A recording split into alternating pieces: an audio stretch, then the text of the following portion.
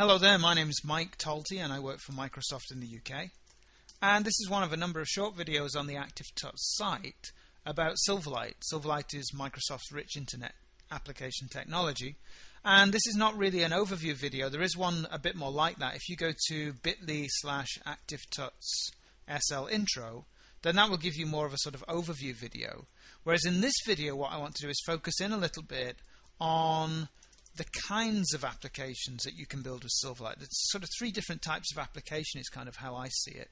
Or maybe a fourth one which I'll just add onto the list. In order to follow along with this, you'd need some tooling, and specifically Visual Studio. Now you can get all the things you need to develop with Silverlight, including a free version of Visual Studio, if you just go to http://www.silverlight.net/getting-started. And you follow the link on there. There's a big green link that tells you how to download all the bits, and that will get you to the point where you've got Visual Studio and the right SDKs to build Silverlight applications.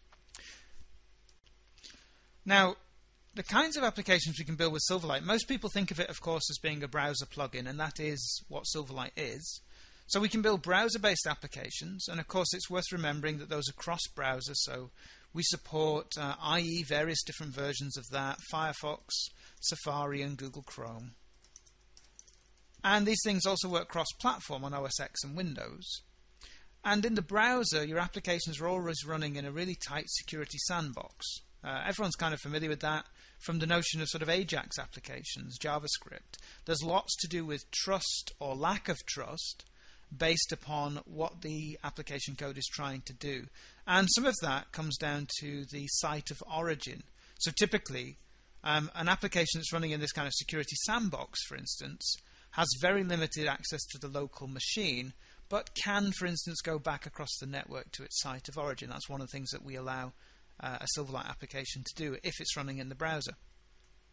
It's also possible, though, for a Silverlight application to run out of the browser. Again, this is cross-platform, so it runs on OS X and Windows. And again, the way that this normally works is that you're still in that security sandbox. Can't type the word security sandbox. There we go. So you're still in that security sandbox. And so if your application originally came from Microsoft.com, it behaves as though it was still in a browser targeted at Microsoft.com. And then finally, there's another model, which is the out-of-browser and trusted application. So this is a subset of this one. And this is when a user has made an explicit choice to allow your application to be installed, understanding that it does more than either of these two could do to your local environment. So you have a notion of trust of that application, and it can do more.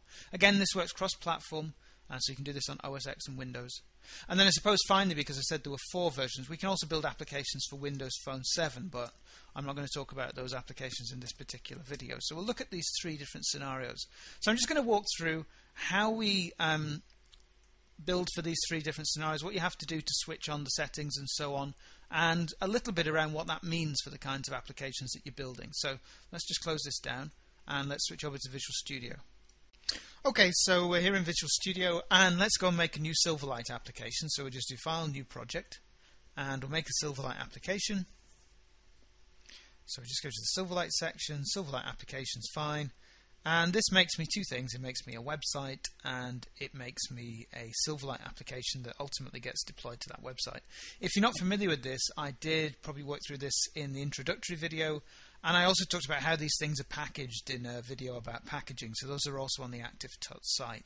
But anyway, this is going to make me a website and an application to go on it, and as soon as Visual Studio has stopped whirring here, we'll see that we get a website and an application to go on it. So let's just let that finish up. And there's my application, and there's my website. And so, in the simplest case, let's just write a little bit of code to get ourselves going here. Very simple code, and I should say, code that I write in these kind of videos is just very hacky kind of code. It's not code that's meant to be shipped or supported or maintained. It's just code to illustrate a point, so it's more like a sketch pad really than anything else. But let's put a little piece of UI onto the screen. So to make things big, I'll have a view box because they make things big, and then I'll have a text block whose name can be status, something like that. And we'll set the text to be not set so that we can spot it if it's not set. And then what we'll do over here in our code behind this, which you just jump to, as the application loads. So we can just say this dot loaded, and we can handle that event. Let's call our handler onLoaded, and just hit tab to generate that handler from Visual Studio. Then when the application loads, we will say this dot text status dot text equals, and then we'll make a decision, and we'll say application dot current dot is running out of browser. So if it's running out of browser, then we'll say I am out of browser, and otherwise we'll say I am in browser. And we could have shortened that, but we'll not worry about it too much here. So the application is going to say whether it's running in or out of browser. We'll press F5 on this and run it, and that's going to run up this project, which you can see in bold, which is set as my startup project. So I can just press F5, and that should pop up, and hopefully it'll say it's running in the browser. Otherwise we already got it wrong. We'll just say yes to all the things that pop up in the meantime about debugging and so on. And somewhere here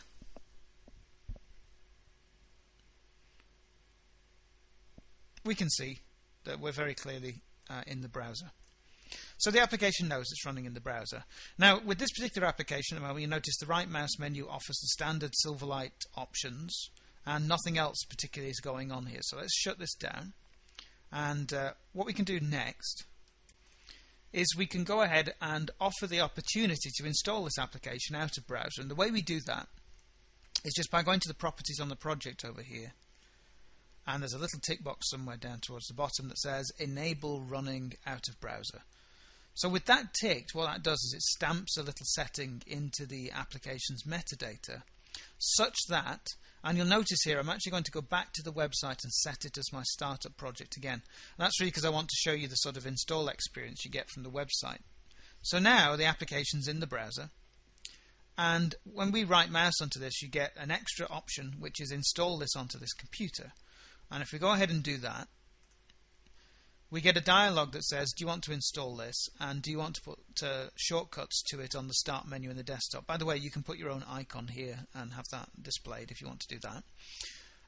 But what we'll say, you will say yes, we want to install it. Notice there's no notion of trust here, because the application will not be any less secure when it's out of the browser than it was when it was in the browser. So we can OK this, and we should get another copy of the browser of the application. You notice it now knows that it's out of the browser. So here's the application running out of the browser. If we pop, I'll just shut that one down and that one down, we can pop to our desktop here. So here's my desktop, and the application's installed here. It's also on the start menu. We just double click it, and it knows that it's out of browser, and so it's there running out of browser, unlike it was before. Now this opens up a couple of questions. One is, now it's out of browser installed on my system, what if the version back on the original website was to change? Because we've got a problem. How does this thing keep itself up to date? So let's take a look at that. Let's go back to Visual Studio here. And let's just add a little bit of code into what we've built so far. So let's go back to our code, remembering this is just very kind of sketchy, loose code really.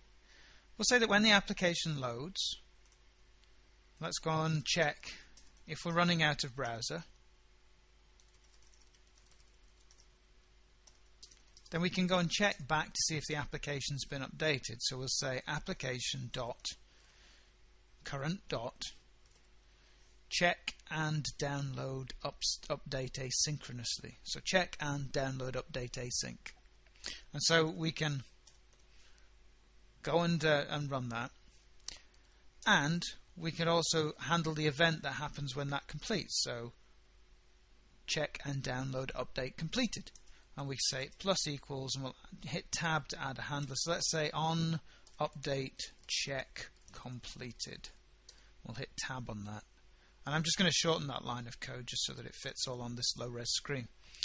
And so when that happens, if we're running out of browser, we'll make a check. And when that happens and is completed, we'll get called back here. And we can say if e dot, we should check to see if there's an error. But let's, in our case, just check to see if there's an update available. If there is an update available, what this means is, obviously there's an update available, that's what it means. But it also means that the update has already been downloaded. And so it means that the next time that the user runs the application, they will get that new version of the application. So in our case, let's just say this dot text block text equals found an update restart, something like that. So we're just going to make it very, very simple. You might have also noticed that the application does have another property that we could have handled, another event on there, application.current.install state changed and install state. So this allows us to check whether we are installed locally or not, install state and install state change. So we could handle that event as well. So we could say let's add a handler for that on install state changed, and once again just hit tab to handle that, and I'll just shorten that code as well. And at the point where the install state's changed, we're probably running out of too many uses really for our one piece of text, but let's say this dot text status dot text equals new install state, so we'll say string.format new install state, and we'll go on and say application.current.install state. Okay, so let's rebuild that, and at the moment I think the application's already installed, but it's okay because we can just go and run it here into the browser again. So we run it up into the browser, and what we want to do is remove the previous one. So I'm just going to remove that first. As you just noticed, the install state changed at that point, so that's kind of interesting. I'm going to refresh the browser just to get back to where we were a second ago. So it knows it's in the browser, and we go and install, and we choose our locations again and OK. Notice that the one in the browser knows now that the application has been installed locally, which is kind of interesting. And now this is running out of the browser, so that's all fine and dandy. Let's then go and shut both of these down, and let's change something about the application. Let's go back over to the UI, and let's change this background from white to red. So we've got a new version of the app, and we rebuild. And then let's just drop down to the desktop and run this up. And you'll notice that straight away, because it does it when it loads, it found an application update, and we need to restart the application in order to pick up that latest update. So we've notified the user, and if we go and run it up again, we're now running on a red background, obviously, with the update that we got. So there's a whole life cycle there around getting the application installed, doing updates to the application. We can remove the application either by removing it here, or we can go to add and remove programs and remove it there. It shows up there too. So let's go and remove the application here.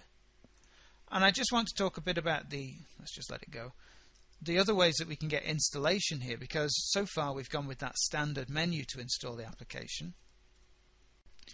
But there are times in Silverlight where you've actually switched off that Silverlight menu, or you don't want to have the user have to discover the installation mechanism on that right mouse menu. So you might want to offer an option yourself. So we can easily do that. Let's just add a grid row to our grid here. So we'll have two rows. I'll just set this one so its height is automatic. And we'll just put at the bottom here a little button. Content equals install. And we'll just set the font size to make it big. And again, we'll just handle a click event on this for simplicity. And we'll just drop to the code behind, which I did with the F7 key. And so in that button click, we can say application.current.install. And we probably wouldn't want the button on the screen at all if we're running out of browser, but I'll not fix that right now. I mean, we could easily check and take it off the screen, and we could do that in a more declarative way with data binding as well.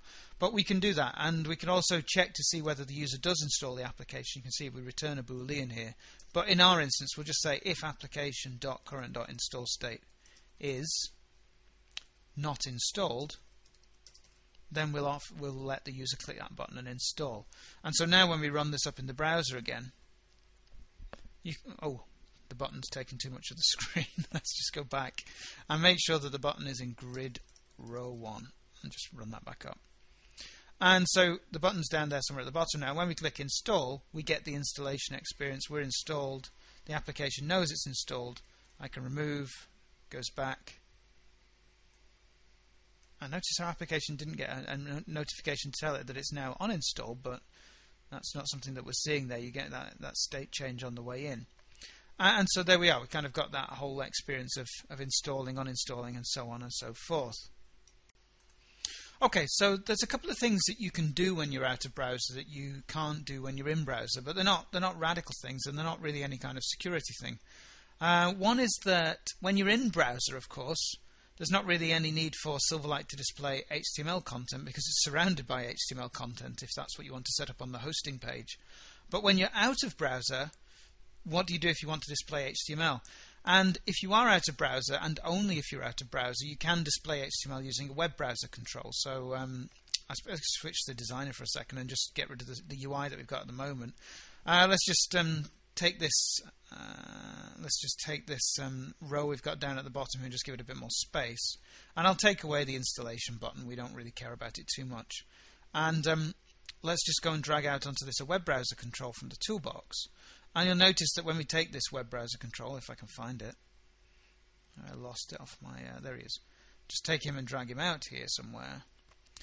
You'll notice even in the designer it says that this isn't going to work if you are in the browser. And actually, I think my view box behind here is not filling things quite as I want it to. Let's just see what we've done to the XAML there. Let's just get rid of that row span on that view box and pop back to the designer.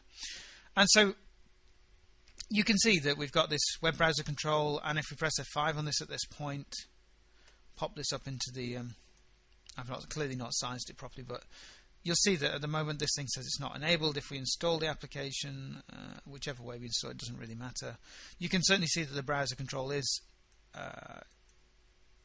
kind of functioning there, and we can make it go and browse to somewhere if we wanted it to. So let's just remove that, close that down, and just make sure that when the application loads up, just jump to the code here, and we'll just say that when the application loads up and it's out of browser, let's just say this.webbrowsercontrol1.navigate to some URI for Microsoft.com or something like that.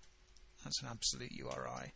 Let's just see if we can get that to navigate. So we spin this up, we're in the browser, we install, we're out of the browser, and hopefully that will go off and navigate its way to Microsoft.com. We've not sized it very well, but you can see how that's working out. So that's one of the things that happens out of browser that you wouldn't get to work in the browser.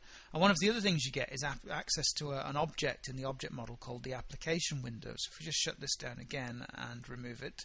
By the way, this constantly removing and stuff that I'm doing, you don't really need to do this in Visual Studio. You can just set this project as the startup project, and when you run it will be immediately out of browser, and so we'll leave it like that for the moment. But let's just say that we want to play with the application window. So again, if we're running out of browser, then we can get to the application.current.main window, and we can do things with that like activate it to bring it to the foreground, or we could find out when the application window is closing, so we could handle that event. So let's say plus equals on closing, and just handle that event again in a scrappy little bit of code somewhere over here. Let me just tidy that up. So as the application is closing, we could put up a message box, for instance, and ask the user, do they want to close? So we could say if messagebox.show, do you really want to close? And we could display close. And we could display message box buttons OK and cancel, and if that is equal to, or if it's not equal to OK, then we can say e.cancel equals true. And so again, if we run this up now, we should be straight out of browser because of the way we set it's interesting, it found an application update. And when we click on that to close, we get our message box saying, do you really want to close? We couldn't do this functionality if we were in the browser, but we can do it here if we are out of the browser, and you can kind of see how that works. So there's a couple of things we can do out of browser that don't really make sense in browser, and so we've got an example of those there with the web browser control and with the application main window that we can get to. Okay, so that's a little bit about running in the browser and running out of the browser, but we said there's another category of application, which is the out-of-browser application that is elevated or trusted. So let's scale this back a little bit so we can look at that. I'll just get rid of this web browser control that we've got here, and perhaps I'll just also get rid of this grid row that we've got there. And let me just take this parent view box and drag him back down to the bottom here. So we've still got our text on the screen. And let's go back to our XAML here. No, sorry, let's go back to our code over here. And I'm going to get rid of a bunch of this for the moment. Let's just get rid of this. And instead of checking whether the application is running out of browser, I'm going to check has elevated permissions. So if it's got elevated permissions, we'll say elevated, and otherwise we'll say not elevated. So we're just going to display that text when the application runs up. I'll get rid of the rest of this. I don't care about this right now, or any of this. Get rid of all of that stuff for the moment. So all the rest of that code can go away. So we're just going to display whether we're elevated or not elevated. Let me go back to making sure that we run in the website first. So I'll set that as the starter project and press F5. And you can see that straight away the application is not elevated. And if we install it onto the computer here, for instance, it's still not elevated. And when we remove it, clearly it's still not elevated. What does it mean to be elevated, by the way? It's a whole bunch of stuff that a Silverlight application just can't do. So it just can't, for instance, grab a file from the file system. It just can't go out to arbitrary websites and grab data from them unless they have special cross-domain security policy files in place. It just can't go into full screen mode and start gathering keyboard input. There's whole kinds of things that a Silverlight application like this one, or even when it's running... Have I lost my installation of it? Or even when it's running like this one, it just can't do it. It's not allowed to do it. We could demonstrate that, for instance, by trying to read a file from the file system. So let's try and demonstrate that. So once again, let's go and put onto the screen a little button. And we'll just go and mark out a grid row again. I shouldn't have got rid of all those rows.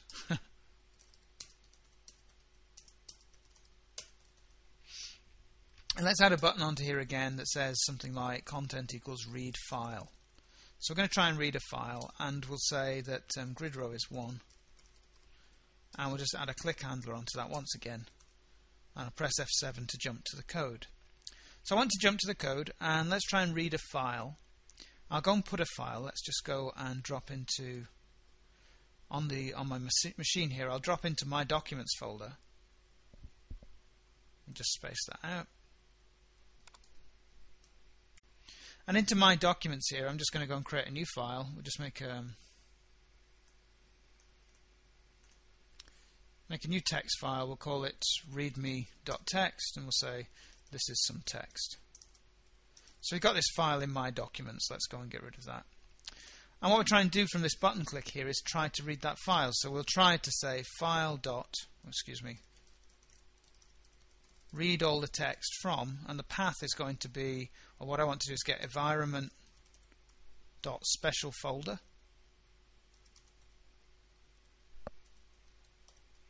So that's going to be,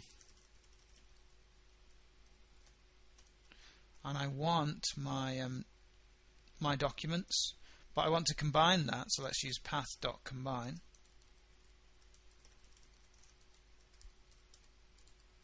Just combine that path with, I think we just called it readme.txt. So we're going to try and read all of that text from there. And I've obviously made some kind of syntax error there. What did I do? Oh, sorry, silly me. I should be combining that path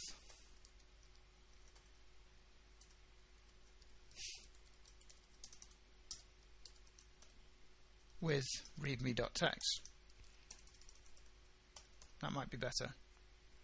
And we'll just say string result equals, and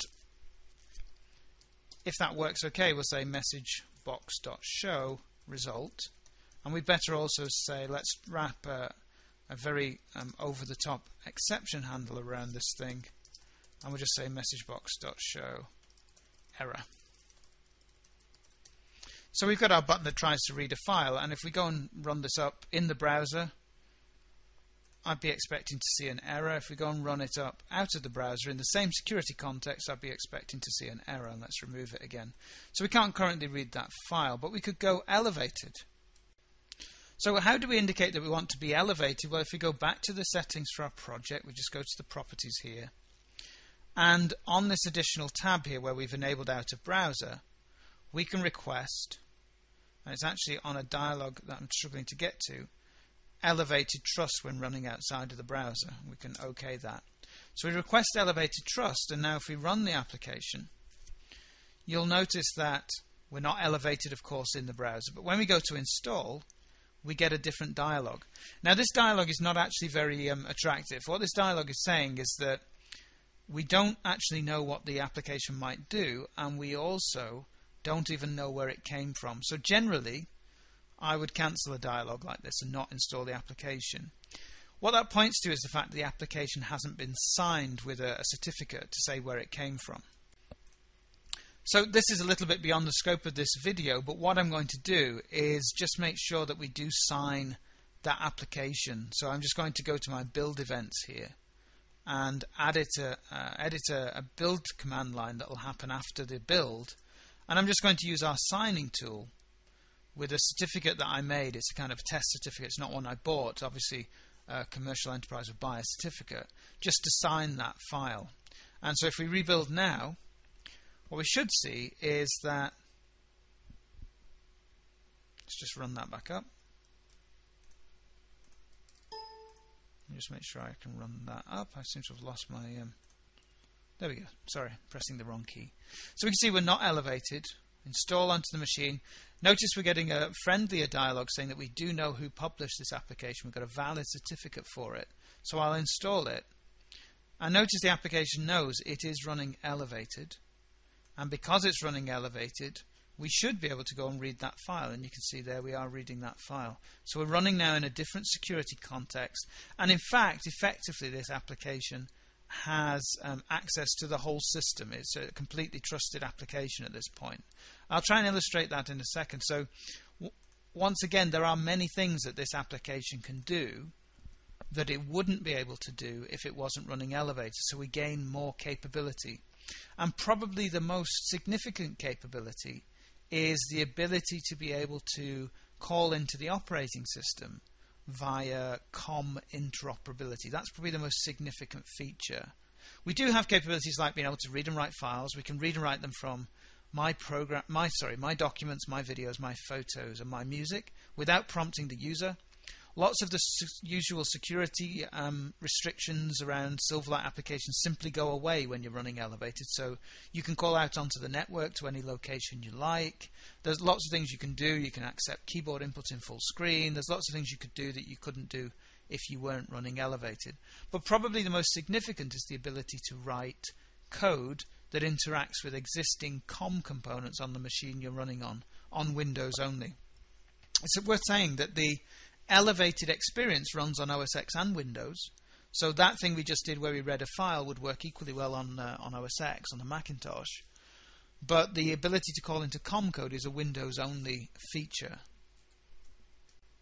So just to try and illustrate that really quickly, we could go back here, and instead of trying to read the file ourselves, we could use COM interoperability. And the way this works is through loose binding support that's in the C# language and the VB language. So what we can say, for instance, is that we can use the Windows shell. So let's say shell application equals, now we have this class called automation factory, which is how we talk to COM components, and you can check to see whether this is switched on or not. So we can say if automation factory dot is available, and that will only return true if we are on Windows and we are running in an elevated trust environment, as we are right now. So I can ask this to create an object for me. We could create shell.application, and that shell can go and launch executables for us. So we could say shell.application and we could go and say shell execute, which will be very, very familiar to you if you've ever worked on Windows. And we could say what we want to use is the path, which I've cunningly got rid of. That was a bit stupid, wasn't it, really? So let's say path.combine environment.get special folder. So we're going to get the folder path, which is going to be my documents. We're going to combine that with readme.txt again. So that's the thing we want to execute. Then we pass some missing values. I think we have to pass 3 of these, and the value 1 I think will complete it. But basically what we're saying is talk to the Windows shell and execute this command if we can. And so if we run that up, we need to just add some references to assemblies in order to make that work. So we just go out and reference c#.dll. Let me just go and see if I can find that.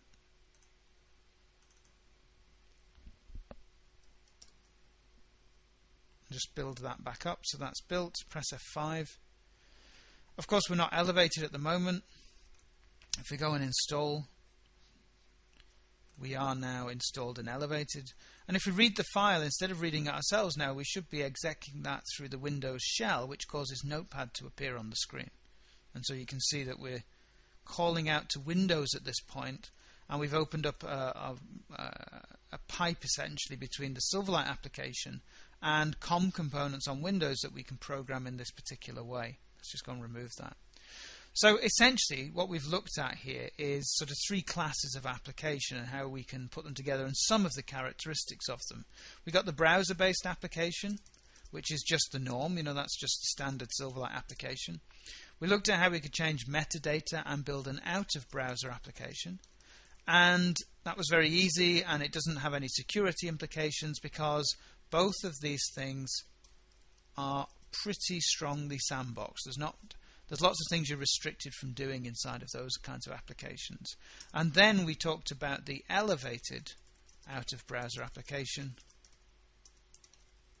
And this still actually is sandboxed, but it's loosely sandboxed. And it's interesting because on Windows, because you have this COM interop feature, you're effectively unsandboxed, in my opinion. On OS X, because you don't have COM interop, you are still loosely sandboxed. And what do I mean by that? What I mean is that whilst, for instance, you have free access to files, for example, in those 4 locations I mentioned, my documents, my music, my photos, my videos, and the equivalents on OS X, if you are within this loose sandbox, you can't just explore the rest of the file system. So you can't explore the rest of the OS X file system. And nor can you explore the rest of the Windows file system unless you go via the route of COM interop, in which case you can do pretty much what you want, which is why I've got that comment about being unsandboxed. You might also remember that when we went and tried to build one of these things, there are 2 installation experiences. One is if the application is unsigned, when you get a big yellow warning dialog, and one is when the application is signed, when you get a blue warning dialog. So you get a better installation experience if you actually sign your elevated out-of-browser applications. So most Silverlight applications fall into this category. Quite a lot of Silverlight applications also fall into this category.